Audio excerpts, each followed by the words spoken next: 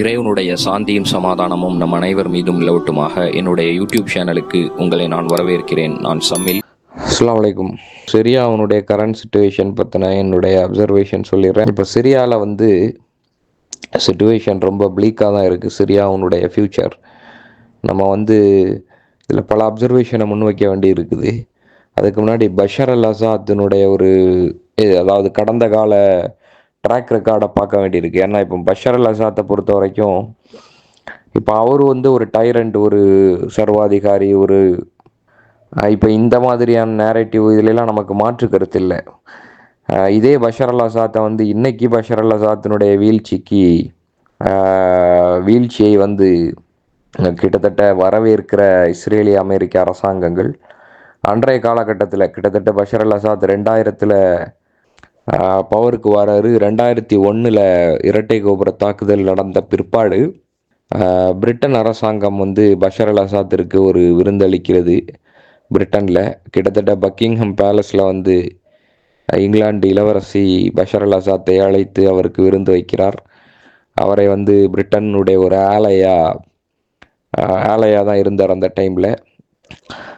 So Britain அமெரிக்காவுக்கு அந்த டைமில் ஒரு பிடித்தமான நபராக இருந்தார். காரணம், பஷர் அல் அசாத் இவர்களுடைய அதாவது 9/11 இரட்டை கோபுர தாக்குதலுக்கு பிறகு அந்த இரட்டை கோபுர தாக்குதலோடு தொடர்புடைய அதோடு சம்பந்தப்பட்ட நபர்களை மட்டும் அல்லாமல் அதோடு தொடர்பில்லாத சம்பந்தமில்லாத பல அப்பாவி முஸ்லீம்களை அமெரிக்கா பிரிட்டன் ரவுண்டு கட்டி அவர்களை சிறைச்சாலைகளில், அதாவது குறிப்பாக ஈராக்கு சிரியா சிறைச்சாலைகள், இந்த குவாண்டனமோ சிறைச்சாலை, ஸோ அந்த சிறைச்சாலைகள் எல்லாம் அடைத்து சித்திரவதை செய்தது. அதுக்கு பஷர் அல் அசாத் ஃபெசிலிட்டேட் பண்ணார். அதை அவரால் முடிந்த உதவியை மேற்கு நாடுகளுக்கு வழங்கினார், குறிப்பாக அமெரிக்கா பிரிட்டனுக்கு வழங்கினார். ஸோ பிரிட்டன் அந்த காரணத்திற்காக அவரை வரவேற்றது. அதாவது அங்கிருந்த அப்பாவிகளை சிரியாவுக்கு நாடு கடத்தி சிரியா சிறைச்சாலைகளில் வைத்து சித்திரவதை செய்ய. ஸோ நான் இதை எதுக்கு சொல்கிறேன் அப்படின்னா, பஷர் அல் அசாத் பிரைமரியாக மேற்கு நாடுகள் கொண்டாடிய இல்லைன்னா மேற்கு நாடுகளுக்கு ஆலையாக இருந்த ஒரு நபராக தான் இருந்தார். ஆனால் எவென்ச்சுவலி அந்த டேபிள்ஸ் டேர்ன் ஆகி அவர் ஒரு anti Zionist, anti American stance எடுக்கும்போது அந்த டைனாமிக்ஸ் அதாவது ஜியோ ஸ்ட்ராட்டஜிக் காய் நகர்த்தல்கள்லாம் மாறுது. அந்த டைனாமிக்ஸ் பொலிட்டிக்கல் டைனாமிக்ஸ் மாறுது. ஸோ அதற்கப்புறம் பஷர் அல் அசாத் அதான் ரஷ்யன் க்ளோஸ் ஏடா, மிலிட்டரி ஆலையா, எக்கனாமிக்கல் ஆலையா மாறுறாரு. ஈரானுக்கு நெருக்கமாகிறாரு. ஸோ அல்டிமேட்டாக இப்போ நம்ம ஒரு இஸ்லாமிக் பெர்ஸ்பெக்டிவில் பார்க்குறதா இருந்தால் பஷர் அல் அசாத் அப்படிங்கிறது, ஏன்னா இப்போ நிறைய பேர் நம்மளுடைய கருத்தை மிஸ்ரெப்ரசன்ட் பண்ணுறாங்க. பஷர் அல் அசாத் அப்படிங்கிறவர் ஒரு டிக்டேட்டர் அப்படின்னா அரப் வேர்ல்டில் ஃபுல்லாக டிக்டேட்டர்ஸ் தான் இருக்கிறாங்க. ஆனால் why particularly Bashar al Assad, அதாவது கிட்டத்தட்ட ஒரு 14 வருடமாக எதற்கு சிரியா மீதும் பஷர் அல் அசாத் மீதும் மேற்கு நாடுகள், நேட்டோ நாடுகள், அமெரிக்கா, இஸ்ரேல்லாம் இவ்வளோ கவனம் குவித்து வருகிறது அப்படின்னா அதற்கு பஷர் அல் அசாத்தும் சிரியா பிரச்சனையும் ஒரு காரணமாக இருந்தாலும், அதாவது சிரியாக்குள்ளால மக்களினுடைய அதிருப்தி, அதாவது பஷர் அல் அசாத்திற்கும் குறிப்பாக அங்கே இருக்கக்கூடிய ஃபேக்ஷன்ஸ் குர்ட்ஸ், அதாவது குர்திஷ் பாப்புலேஷன், அந்த மாதிரி சிரியா சுன்னி முஸ்லீம்களினுடைய பாப்புலேஷன், அந்த சிரியா சுன்னி முஸ்லீம்களுக்கு மத்தியிலே இருக்கக்கூடிய அல் காய்தா, ஐசிஸ், ஜபத் நுஷ்ரா இவர்களினுடைய இன்ஃப்ளூவன்ஸு, ஸோ இதற்கு எதிராக இருந்த பஷர் அல் அசாத்தினுடைய அந்த அலவைட் பேக்ரவுண்டு, சரிங்களா. ஸோ இதை அமெரிக்கா, இஸ்ரேல் தங்களுக்கு சாதகமாக பயன்படுத்தி கொண்டு அவரை டாப்பிள் பண்ணுறதுக்கு முயற்சி பண்ணதுக்கு மெயின் காரணம் அவர் இஸ்ரேலினுடைய, இப்போ அதுதான் நம்ம மெயினாக இங்கே பேசுகிறோம். இஸ்ரேலினுடைய அஜெண்டாக்கு, அதாவது இஸ்ரேலினுடைய கிரேட்டர் இஸ்ரேல் ப்ராஜெக்டுக்கு அகண்ட பாரதம்னு இவனுங்க இங்கே சொல்லிட்டு இருக்கிற மாதிரி அங்கே அகண்ட இஸ்ரேல் ப்ராஜெக்டுக்கு அவர் ஏதோ ஒரு வகையில் அவர் ஒரு அரணா இருந்தார், பஷர் அல் அசாத். சரிங்களா. பஷர் அல் அசாத் ஏதோ ஒரு வகையில் ஒரு அரணா இருந்தார். அது நம்ம இதை மல்டிஃபேரியஸாக மல்டி டைமென்ஷனலாக இதை வந்து எக்ஸ்பிளைன் பண்ணலாம். அதாவது இஸ்ரேலினுடைய கிரேட்டர் இஸ்ரேல் மேப்பை பார்த்தீங்கன்னா சவுதி அரேபியாவுடைய பகுதி, ஈராக்கினுடைய பகுதி, சிரியாவுடைய பகுதி, பாலஸ்தைன், லெபனான் இதெல்லாம் உள்ளடக்கியது தான் கிரேட்டர் இஸ்ரேல், அகண்ட இஸ்ரேல். சரிங்களா? ஸோ இப்போ இந்த கிரேட்டர் இஸ்ரேலினுடைய லேண்ட்ஸ்கேப்பை வந்து விரிவுபடுத்துறதுக்கு பஷர் அல் அசாத்தினுடைய எக்ஸிஸ்டன்ஸ் வந்து இஸ்ரேலுக்கு வந்து ஒரு த்ரெட்டு தான்.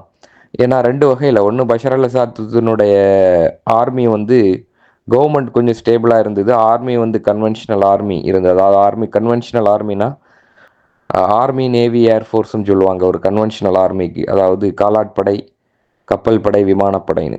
சரிங்களா? அது போக பஷர் அல் அசாத்துக்கு வந்து ரஷ்யா, ஈரானுடைய பேக்கிங் இருந்தது. சரிங்களா? அதனால் இஸ்ரேல் தன்னுடைய ஆக்கிரமிப்பை விரிவுபடுத்துவதற்கு சிரியாவில் சாத்தியமற்ற ஒரு சூழல் இருந்தது. இதெல்லாம் தாண்டி இஸ்ரேலுக்கு பெரிய தலைவலியாக இருந்த, அதாவது இஸ்ரேல் வந்து மேலும் கீழும், தெற்கிலும் வடக்கிலும் தன்னுடைய நிலப்பரப்பை விரிவுபடுத்துவதற்கு தடையாக இருக்கக்கூடிய ஹமாஸ், ஹிஸ்புல்லா போன்ற இரண்டு போராளி குழுக்களுக்கு, இஸ்லாமிய ரெசிஸ்டன்ஸ் ஃபைட்டர்ஸுக்கு வந்து பிரைமரி பேட்ரானாக இருக்கக்கூடிய ஈரானுக்கு வந்து சிரியா வந்து ஒரு சேனலாக இருந்தது. அப்படின்னா அவர்களுக்கு வரக்கூடிய பொருளாதார ரீதியான, ஆயுத ரீதியான உதவிகள், இன்னும் வேறு வகையான பல உதவிகளுக்கு சிரியா வந்து சேனலாக இருந்தது. அந்த உதவிகளை எய்ட்ஸ் அண்ட் அசிஸ்டன்ஸை ஃபெசிலிட்டேட் பண்ணக்கூடிய ரோடாக இருந்துச்சு. ரோட்னால் லிட்ரலாக சொல்லலை, அந்த பாதை அமைத்து கொடுத்தது. அதற்கு எந்த முட்டுக்கட்டையும் இல்லாத அளவுக்கு கண்டினியூஸாக, இன்க்ளூடிங் ஹவுத்தீஸ், யமன். சரிங்களா? இவர்களுக்கு வந்து கண்டினியூஸாக ஈரானுடைய ஹேண்ட் வந்து இவர்களை ரீச் ஆகிறத உத்தரவாதப்படுத்தும் ஒரு இடத்துல சிரியா இருந்துச்சு. சரிங்களா? இப்போ பஷர் அல் அசாத்தினுடைய ஆட்சி கவிழ்ப்புக்கு பிறகான நிலைமை வந்து சிரியாவில் எப்படி இருக்குது அப்படின்னு சொன்னால், இப்போ நிறைய அப்பாவி முஸ்லீம்கள் சிரியா பஷர் அல் அசாத்தினுடைய வீழ்ச்சியை வந்து கொண்டாடுகிறார்கள். சரிங்களா? இப்போ இவங்க என்ன, அந்த அப்பாவி முஸ்லீம்களினுடைய பார்வை வந்து ஒன் டைமென்ஷனலாக இருக்குது. இப்போ சிரியா சர்வாதிகாரி பஷர் அல் அசாத் வந்து டைரண்ட், ஒரு என்ன மக்கள் விரோத ஜனநாயக சோகால்ட் கோட் ஜனநாயக விரோத கொடுங்கோன்மை ஆட்சியாளர். சரி, அவர் வந்து அப்புறப்படுத்தப்பட்டு விட்டார் அப்படிங்கிற கோணத்தில் வந்து சிரியா முஸ்லீம்களும் சரி, அவர்கள் அதற்கு வெளியில் இருக்கக்கூடிய பல நஈவான நாணயத்தின் ஒரு பக்கத்தை அல்லது நாணயத்தின் ஒரு பக்கத்திலேயே பகுதி பக்கத்தை மட்டுமே பார்க்கக்கூடிய முஸ்லீம்கள் ரிஜாய்ஸ் பண்ணுறாங்க. இப்படி நம்ம சொல்கிறதன் மூலமாக இது ரிஜாய்ஸ் பண்ணுறதுக்கான தருணம் அல்ல, விஷயம் அல்ல அப்படின்னு சொல்கிறதன் மூலமாக நம்ம பஷர் அல் அசாத்திற்கு ப்ரோவாக இருக்கிற மாதிரியான சில அபத்தமான கருத்துகளும் நம்மை நோக்கி வரக்கூடும். அதனால தான் சொல்கிறேன், இது ரொம்ப நைவான, அப்பாவித்தனமான, லிட்ரலான கருத்து. பஷர் அல் அசாத்தை எங்கே வைக்கணுமோ அங்கே தான் நம்ம வைக்கிறோம். அவருக்கு வந்து எந்த வகையிலும் நம்ம சிம்பத்தைசரும் கிடையாது. சரிங்களா? பஷர் அல் அசாத் வந்து ஒரு டைரண்ட், ஒரு டிக்டேட்டர் அப்படிங்கிறதுல மாற்று கருத்தும் இல்லை. இன்ஃபேக்ட் அரபு நாடுகள் நிலப்பரப்புகளில் இருக்கக்கூடிய எல்லோருமே டிக்டேட்டர்ஸ் தான், அதில் மாற்று கருத்து இல்லை. இன்னும் பஷர் அல் அசாத்தை விட மோசமான சர்வாதிகாரிகள் சவுதி அரேபியா, எகிப்து, யுஏஇ போன்ற நாடுகளில் இருக்கிறார்கள். ஸோ அதனால் நம்மளுடைய கன்சர்ன் அப்படின்னா, நம்ம இவ்வளோ நேரம் விளக்குனதில் இஸ்ரேல் அமெரிக்காவுடைய நலன்கள் அந்த இடத்துல, அந்த ஜியோகிராஃபிக்கல் பார்ட் ஆஃப் தி வேர்ல்டில் எப்படி அடுத்தது ப்ளே பண்ண போகுது அப்படிங்கிறது தான் நம்மளுடைய கன்சர்ன். ஏன்னா இப்போ பார்த்தீங்க அப்படின்னா பஷர் அல் அசாத்தினுடைய கன்வென்ஷனல் ஆர்மி, சிரியாவுடைய கன்வென்ஷனல் ஆர்மி ஃபுல்லாகவே கிட்டத்தட்ட டீமிலிட்டரைஸ் செய்யப்பட்டு விட்டது. வெர்ச்சுவலாக சிரியாவுடைய விமான படை வந்து பூராமே இஸ்ரேலினால் அழிக்கப்பட்டு விட்டது. சரிங்களா? சிரியாவுடைய கப்பல் படை கிட்டத்தட்ட பூராவுமே துடைத்தழிக்கப்பட்டு விட்டது. சிரியாவுக்கு வந்து இப்போ கன்வென்ஷனல் ஆர்மின்னு கிட்டத்தட்ட எதுவுமே இல்லை. இப்போ புதுசாக டேக் ஓவர் பண்ணி இருக்கக்கூடிய ஹயாத் தஹ்ரீர் அஷாம், HTSனுடைய அந்த ரொம்ப ஃப்ராஜைலான, அதாவது ஒரு கன்வென்ஷனல் ஆர்மி அவர்களை எதிர்கொண்டால் அந்த கன்வென்ஷனல் ஆர்மியிடம் இலகுவாக தோற்கக்கூடிய ஒரு இடத்தில் இருக்கக்கூடிய ஹயாத் தஹரீர் ஷாமுனுடைய ஃப்ராஜைலான ரொம்ப பலவீனமான ஒரு படை தான் சிரியாவில் இருக்குது, அதுவும் காலாட் படை தான். சரிங்களா? ஸோ அப்படி இருக்கக்கூடிய சூழ்நிலையில் இப்போ இஸ்ரேலினுடைய பொசிஷன் என்னன்னா, கிட்டத்தட்ட டமாஸ்கஸுக்கு நேத்துள்ள, அதாவது டைம்ஸ் ஆஃப் இஸ்ரேலினுடைய செய்தியின்படி, இஸ்ரேல் வந்து கிட்டத்தட்ட டமாஸ்கஸினுடைய அந்த டமாஸ்கஸுக்கு 25 கிலோமீட்டர் நெருக்கமாக வந்து விட்டது அப்படிங்கிறது செய்தி. அதுபோக மேற்கு பகுதியிலும் இஸ்ரேல் வந்து தன்னுடைய ஆக்கிரமிப்பை தொடர்ந்து கொண்டிருக்கிறது. சரிங்களா? இன்னும் சிரியாவினுடைய பல்வேறு பகுதிகளில் முன்னேறி சென்று கொண்டே இருக்கிறது, எந்த விதமான முட்டுக்கட்டையும் தடுப்பும் இல்லாமல். இப்போ பஷர் அல் அசாத் ரெஜீம் ஆட்சியில் இருக்கிற வரைக்கும் இது நடக்கலை. பட் இப்போ அது வந்து ரொம்ப அக்ரெசிவாகவும் ரொம்ப வயலண்ட்டாகவும் உள்ளே போயிட்டுருக்குது. அதே மாதிரி சிரியாவினுடைய கன்வென்ஷனல் நேவி அண்ட் ஏர்ஃபோர்ஸ் கிட்டத்தட்ட வெர்ச்சுவலாக the entire navy and the air force has been wiped out அப்படின்னே சொல்லலாம். ஸோ அப்போது இந்த ஒரு அட்வான்ஸ்மெண்ட் இஸ்ரேலினுடைய தொடர்ச்சியான ஆக்கிரமிப்பை வந்து தடுக்கும் முயற்சியில் இதுவரை ஹெச்டிஎஸ் ஈடுபட்டதாக தெரியவில்லை. இன்ஃபேக்ட் இதை கண்டித்து ஒரு வாக்கியம் வெளியிட்டதாகவும் தெரியவில்லை. இதை தடுத்து நிறுத்துவதற்கான முயற்சியிலும் ஹெச்டிஎஸ் இறங்கினதாக தெரியவில்லை. சரிங்களா? இப்போ என்னன்னா, நமக்கு வரலாறு நல்லாவே தெரியும். சிரியாவை பொறுத்தவரை, இஸ்ரேலை பொறுத்தவரை, இஸ்ரேல் வந்து தான் ஆக்கிரமித்த எந்த பகுதியையும் விட்டு கொடுத்ததாக சரித்திரம் இல்லை. சரிங்களா? அது until and unless for any military or diplomatic reasons, ஏதாவது அரசியல் ராஜதந்திர காரணங்களுக்காக, வியூகம் சார்ந்த காரணங்களுக்காக பின்வாங்குவார்களே தவிர, தற்காலிகமான பின்வாங்கலாகவே அது இருக்குமே தவிர, நிரந்தரமாக தான் ஆக்கிரமித்த பகுதிகளை இஸ்ரேல் தானாக, அதாவது அந்த பகுதிகளில் இருந்து பின்வாங்கியதாக சரித்திரம் இல்லை. Until and unless it is driven out of force, வன்முறையாக இஸ்ரேல் பேசக்கூடிய அதே பாஷையை பேசி இஸ்ரேலை அந்த பகுதியில் இருந்து விரட்டி அடித்தாலே தவிர இஸ்ரேல் வந்து பின்வாங்காது. சரிங்களா? இப்போ சிரியாவுக்கும் அந்த நிலைமை தான். சிரியாவில் வந்து ஆல்மோஸ்ட் அந்த பகுதிகளெல்லாம், அதாவது இஸ்ரேல் அட்வான்ஸ் பண்ணி வந்து, அதாவது கனத்ரா அப்படிங்கிற பகுதியிலிருந்து ஸ்டார்ட் ஆச்சுன்னு நினைக்கிறேன். இப்போ வந்து அட்வான்ஸ் ஆகி வந்துட்டு இருக்குது. அது வந்து பின்வாங்கிறதுக்கான சாத்தியக்கூறுகளும் தென்படவில்லை, பின்வாங்கவும் செய்யாது. 2006 வந்து ஒரு எக்ஸப்ஷன். லெபனானை வந்து இஸ்ரேல் ஆக்கிரமிச்சுது. அப்போ ஹிஸ்புல்லா வந்து தன்னுடைய அதாவது 33 days சம்மர் வார்னு சொல்லுவாங்க, ஜூலை 2006 நடந்த 33 days வார், அதில் மட்டும் இஸ்ரேல் வந்து பின்வாங்குச்சு. அதற்கு காரணம் அதுவாக பின்வாங்கவில்லை, லெபனான் ஹிஸ்புல்லா வந்து கொடுத்த அடி அப்படி தோற்றோடியது. ஸோ இங்கே வந்து அந்த மாதிரியான எந்த ரெசிஸ்டன்ஸும் இப்போ சிரியாவில் இல்லை.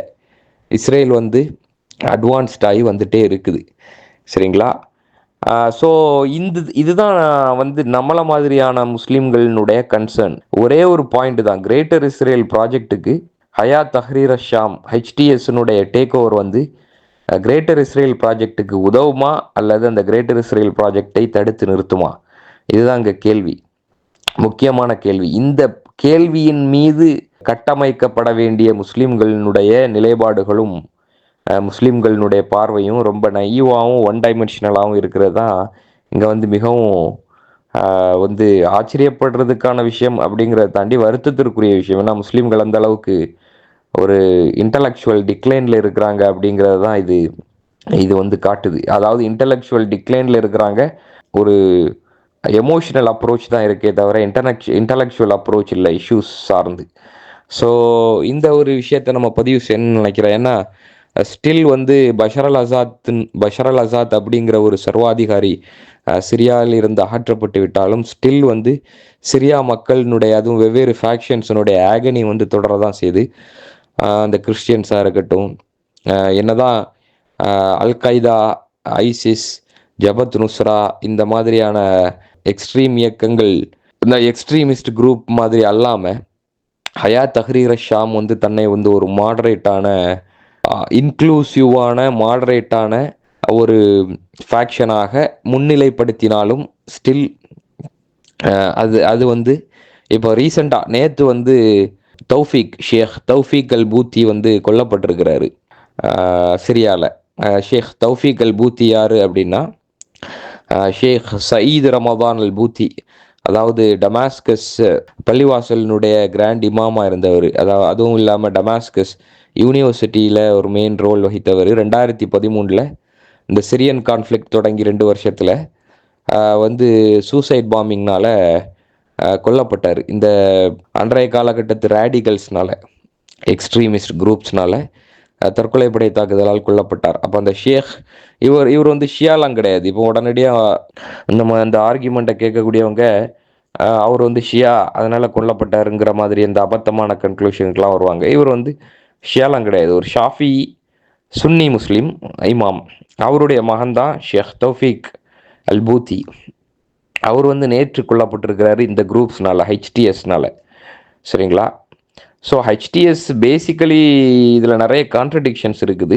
ஒரு வியூ, அதனுடைய லீடர் வந்து இந்த ரேடிக்கல் அல்-காய்தா ஐசிஸ் ஊடா பயணித்து வந்தாலும் தான் வந்து இப்பொழுது இவால்வ் ஆகி ஒரு மாடரேட்டான இன்க்ளூசிவான ஒரு ஒரு லீடராக அறியப்பட்டாலும் அல்லது காண்பித்து கொண்டாலும் ஸ்டில் வந்து அந்த அந்த பொசிஷன் வந்து தொடரதான் செய்யுது. அப்படிங்கிறது ஒரு புறம். இன்னொரு புறம் வந்து இந்த டேக் ஓவர் சிரியாவுனுடைய இந்த சடன் ஸ்டாமிங் ஆஃப் சிரியா வந்து இது வந்து அல்டிமேட்டாக நம்மளுடைய பாயிண்ட் வந்து ஒன்ஸ் அகெயின் இது வந்து இஸ்ரேலினுடைய காசுக்கு உதவுமா அல்லது அந்த காசை வந்து தடுக்குமா? கிரேட்டர் இஸ்ரேல் ப்ராஜெக்ட்டுக்கு உதவுமா அல்லது கிரேட்டர் இஸ்ரேல் ப்ராஜெக்ட்டுக்கு இது வந்து முட்டுக்கட்டையாக தடையாக இருக்குமா? பலஸ்தீன் மக்களினுடைய இனப்படுகொலைக்கு, அதாவது பலஸ்தீன் மக்களினுடைய 80 ஆண்டு கால ஆகனி, அதாவது எல்லா முனாஃபிக்தனமான நயவஞ்சக அரபு சர்வாதிகார ஜியோனிச ஆட்சியாளர்களால் நம்பிக்கை துரோகம் செய்யப்பட்டு கைவிடப்பட்ட பலஸ்தீன மக்களினுடைய அந்த போராட்டங்களுக்கு இவர்களுடைய இந்த டேக் ஓவர் வலு சேர்த்து அவர்களுக்கு துணை நின்று இஸ்ரேலினுடைய ஃபர்தர் அட்வான்ஸ்மெண்ட்டை தடுக்குமா அல்லது இஸ்ரேலினுடைய கரத்தை மேலும் வலுப்படுத்துமா? இதுதான் நம்மளை மாதிரியான அனலிஸ்ட்ஸினுடைய அல்டிமேட்டான கொஸ்டின். ஆனால் இப்பொழுது வரை இஸ்ரேலினுடைய கரம் வந்து இந்த டேக் ஓவர்னால, இந்த ஹெச்டிஎஸ்னுடைய சிரியா டேக் ஓவர்னால இஸ்ரேலினுடைய கரம் வந்து மேலும் வலுவாகி இருக்கிறதா தான் நம்ம பார்க்குறோம். மேலும் வலுவாகி இருக்கிறது. ஏன்னா ஹெச்டிஎஸ் வந்து அதாவது இஸ்ரேலை காத்திரமாக எதிர்த்து கொண்டிருக்கக்கூடிய ஹிஸ்புல்லாவை எதிரியாக தான் பார்க்குது. Because of Hezbollah's involvement in the years long war against the rebels. கிட்டத்தட்ட ஒரு 10 ஆண்டு கால போராட்டம், அதாவது பஷர் அல் அசாத்தினுடைய சைடில் இருந்து அந்த அன்றைய தேதியில் இந்த டெரரிஸ்ட்ஸினுடைய டேக் ஓவரை வந்து அந்த டேக் ஓவர் அட்டம்ப்டை வந்து எதிர்த்தது. சரிங்களா?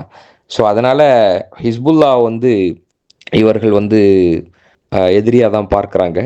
ஸோ அதனால் இது ஹிஸ்புல்லாவை எதிரியாக பார்க்கறதுனால அதுவும் இஸ்ரேலுக்கு சாதகமான விஷயந்தான். அதுவும் இல்லாமல் இப்போ இந்த அலப்போ வந்து இப்போ இஸ்ரேல் வந்து டேக் ஓவர் பண்ணிடும், அலப்போ வந்து கைப்பற்றிடும், ஆக்கிரமிச்சிடும். மேபி அலப்போ வந்து இஸ்ரேல் வந்து ரெசிப் தையிப் எர்டோகானுடைய கையில் ஒப்படைக்கலாம். ஏன்னா தையிப் எர்டோகான் வந்து இஸ்ரேலுக்கு க்ளோஸாக தான் இருக்கிறார் பிஹைண்ட் தி ஸ்க்ரீனில். ஸோ தையிப் எர்டோகானுடைய கைக்கு அலப்போ ஒரு வேளை இஸ்ரேலால் ஒப்படைக்கப்படலாம் தையிப் எர்டோகானுடைய கோரிக்கைக்கு இணங்க. ஸோ அப்போ இஸ்ரேல் ஒரு சைடில் அட்வான்ஸ் ஆகிட்டே இருக்குது, பம்பார்ட் பண்ணிகிட்டே இருக்குது, ஆக்கிரமித்து கொண்டே இருக்குது. லெபனானுக்கு வந்து இப்போ இதில் வந்து ஏற்கனவே இருந்த சிரியன் ரூலர் வந்து ஹிஸ்புல்லாவுக்கு வந்து ஒரு க்ளோஸ் ஆலை. இப்பொழுது இருக்கக்கூடிய சிரியன் தலைமை வந்து ஹிஸ்புல்லாவை எதிரியாக பார்க்குது. ஸோ ஹிஸ்புல்லா லெபனான் வந்து கிட்டத்தட்ட பார்த்தீங்கன்னா சுற்றி வந்து லெபனான் வந்து சரவுண்ட் பண்ணப்படும். லெபனானுக்கு வரக்கூடிய, குறிப்பாக ஹிஸ்புல்லாவுக்கு வரக்கூடிய ஈரான் சிரியா வழியாக ஈரானிடமிருந்து வரக்கூடிய ஹிஸ்புல்லாவுக்கு வரக்கூடிய உதவிகள் வந்து துண்டிக்கப்படும். ஹிஸ்புல்லாவுடைய கரங்கள் வந்து பலவீனமடையும். ஹிஸ்புல்லாவுடைய அதாவது அந்த ஆயுத ரீதியான, இன்டெலிஜென்ஸ் ரீதியான, எக்கனாமிக்கல் ரீதியான சப்போர்ட் வந்து இதன் மூலமாக பலவீனப்படும் அல்லது சில நேரங்களில் முற்றிலுமாகவே அந்த ஈரானுடைய அந்த இன்டெலிஜென்ஸ், மிலிட்டரி, எக்கனாமிக் சப்போர்ட் தடுத்து நிறுத்தப்படும். ஸோ இது எல்லாமே எல்லா வகையிலையும் நம்ம பார்த்தால் கூட ஹெச்டிஎஸ்னுடைய இந்த டேக் ஓவர் வந்து இஸ்ரேலுக்கு வந்து பல வகைகளிலும் இது சாதகமாகத்தான் அமைந்திருக்கிறது நம்மளுடைய அப்சர்வேஷனை பொறுத்த வரைக்கும்.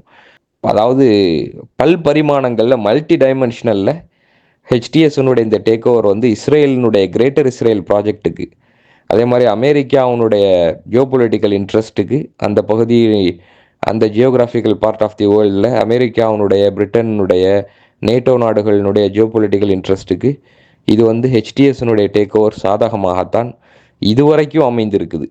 சரிங்களா? இது வந்து இஸ்லாமிக் ரெசிஸ்டன்ஸ் குரூப்ஸ் சச்சஸ் ஹமாஸ், ஹிஸ்புல்லாவுடைய கரங்களை பலவீனப்படுத்தி இருக்கிறது. மெயினாக இப்போ அந்த இஸ்ரேலினுடைய அட்வான்ஸ்மெண்ட்ஸை வந்து மேலும் அதிகப்படுத்தி இருக்கிறது. அதாவது இவர்களுடைய டேக் ஓவருக்கு முன்னாடி வரைக்கும் இஸ்ரேல் வந்து பிரைமரியாக லெபனான், காசாவில் மட்டும்தான் கான்சென்ட்ரேட் பண்ணிட்டு இருந்து அவ்வப்போது சிரியாவை பாம் பண்ணிட்டு இருந்து இப்போ ஃபுல் ஃப்ளெட்ஜில் சிரியாவை ஆக்கிரமிக்க தொடங்கிட்டு பாம் போடுறது, தாக்குறது அப்படிங்கிறது இல்லாமல் சிரியாவை ஆக்கிரமித்து கொண்டு வருகிறது, கொஞ்சம் கொஞ்சமாக ஆக்கிரமிச்சுட்டு வருது. சரிங்களா? ஸோ எல்லா வகையிலையும் வந்து நம்ம வந்து இதை பார்த்தா இது வந்து சிரியாவுடைய ஃப்யூச்சர் வந்து கேள்விக்குறியாக தான் இருக்குது. மக்கள் வந்து ரொம்ப அப்பாவி முஸ்லீம்கள் வந்து இதை செலிப்ரேட் பண்ணக்கூடிய முஸ்லீம்ஸ் எல்லாம் பார்க்க ரொம்ப அப்பாவித்தனமாக ஒன் டைமென்ஷனலாக எமோஷ்னலாக உணர்ச்சி வசப்பட்டு இதை கொண்டாடக்கூடிய முஸ்லீம்களை நம்ம பார்க்குறோம். பட் லார்ஜர் பிக்சரை வந்து மிஸ் பண்ணுறாங்க. இந்த டேக் ஓவர்னுடைய பஷர் அல் அசாத்தினுடைய வீழ்ச்சியினுடைய பின்னாடி அதை தொடர்ந்து வரக்கூடிய பின் விளைவுகள், பயங்கரமான ஒரு மோசமான பின் விளைவுகளை பற்றி சிந்திக்காதவர்களாக இருப்பது தான் இந்த முஸ்லீம் சமூகத்தினுடைய ஒரு இன்டலெக்சுவல் டிக்ளைனாக இது வந்து ஒரு அமெரிக்கா இஸ்ரேலினுடைய பொறியில் அவர்கள் வந்து கணக்கச்சிதமாக விழுகிறார்கள். சரிங்களா? அவர்களுடைய இந்த எமோஷ்னலான ரியாக்டிவான ஒன் டைமென்ஷனல் அப்ரோச் மூலமாக இம்பீரியோ ஜயனிஸ்ட் பிளாட்டில் வந்து அவர்கள் கணக்கச்சிதமாக போய் விழுகிறார்கள். கணக்கச்சிதமாக அவர்கள் அதில் அகப்படுகிறார்கள், அந்த பொறியில் போய் சிக்கிக்கொள்கிறார்கள் அப்படிங்கிறது தான் இதிலிருந்து தெரியுது. இது வந்து அப் அன்டில் நவ் இப்பொழுது வர கிரேட்டர் இஸ்ரேல் ப்ராஜெக்டை வந்து ஃபெசிலிட்டேட் பண்ணி தான், அதாவது கிரேட்டர் இஸ்ரேல் ப்ராஜெக்ட்டுக்கு வந்து அந்த ப்ராஜெக்ட்டுக்கு அரணா இல்லாமல் அந்த ப்ராஜெக்டை இலகுபடுத்தி கொண்டு தான் இருக்கிறது இப்பொழுது வரை. ஸோ இதில் வந்து நம்ம பொறுத்திருந்து பார்ப்போம். ஆனால் நம்மளுடைய அப்சர்வேஷன் படி சிரியாவை வந்து முழுமையாக இஸ்ரேல் கபலீகரம் செய்யும் நாள் வெகு தூரம் இல்லை அப்படிங்கிறத நம்ம பார்க்குறோம். சிரியாவை வந்து முழுமையாக கபலீகரம் செய்யும் நாள் வெகு தூரம் இல்லை இஸ்ரேல். ஏன்னா இஸ்ரேலை பொறுத்தவரை இஸ்ரேலினுடைய பாஷையே இஸ்ரேல்கிட்ட பேசாமல் இஸ்ரேலை வந்து ஆக்கிரமித்த நிலப்பரப்பில் இருந்து விரட்ட முடியாது அப்படிங்கிறதுக்கு வரலாறு சான்று பகர்கிறது. தான் முன் வச்ச கால இஸ்ரேல் பின் வைக்காது. சரிங்களா? ஆனால் இது சிரியாவோட நிற்காது. இப்போ ஹயாத் தஹ்ரீர் ஷாமுனுடைய இந்த டேக் ஓவர்னால மிகப்பெரிய வெளியே வந்து இஸ்ரேலுக்கு திறந்து விட்டாச்சு. இனி இஸ்ரேல் வந்து இதே மாதிரியான அணுகுமுறையை சவுதி அரேபியா, ஈராக் மாதிரிப்பட்ட நாடுகள்லையும் தொடராது அப்படிங்கிறதுக்கு என்ன நிச்சயமும் இல்லை. ஏன்னா கிரேட்டர் இஸ்ரேல் ப்ராஜெக்டில் சவுதி அரேபியாவின் பகுதிகள், ஈராக்கினுடைய பகுதிகள் எல்லாமே இருக்குது. ஆல்ரெடி காசா, லெபனான் கண்டினியூஸாக பம்பார்ட் பண்ணி ஆக்கிரமிக்கக்கூடிய முயற்சியில் இருக்குது. பாலஸ்டைன் கிட்டத்தட்ட வெர்ச்சுவலாக the entire Palestine has been invaded and occupied by the Zionist regime. லெபனானில் முயற்சி நடக்கு. இப்போ சிரியாலையும் வந்து பெனிட்ரேட் பண்ணி வந்துட்டு இருக்குது. இது சவுதி அரேபியா, ஈராக்லையும் எக்ஸ்டெண்ட் ஆகும். அதற்கான சாத்தியப்பாடுகள் அதிகம். மக்கள் வந்து முஸ்லீம்கள் அப்பொழுதும் ஒன் டைமென்ஷனலாகவே திங்க் பண்ணி, எமோஷ்னலாக ரியாக்டிவாகவே திங்க் பண்ணி, ப்ராடர் பிக்சரை பார்க்காம இனிப்பு கொடுத்து கொண்டாடிட்டுலாம் இருந்தால் கடைசி இஸ்ரேலினுடைய கையில் entire Middle East, Persian Gulf இஸ்ரேலினுடைய வாயில் தான் போய் விழும். இப்போதைக்கு நம்மளுடைய அப்சர்வேஷன் இதுதான். சிரியாவினுடைய எதிர்காலம் வந்து சிரியா வந்து ஒரு கிரிம் அண்ட் ப்ளீக் ஃபியூச்சர் தான் சிரியாவுக்கு இருக்கிறத நம்ம பார்க்குறோம். இப்பொழுது வரையான அப்சர்வேஷன். இன்ஷா அல்லாஹ் பொறுத்திருந்து பார்ப்போம். அஸ்ஸலாமு அலைக்கும்.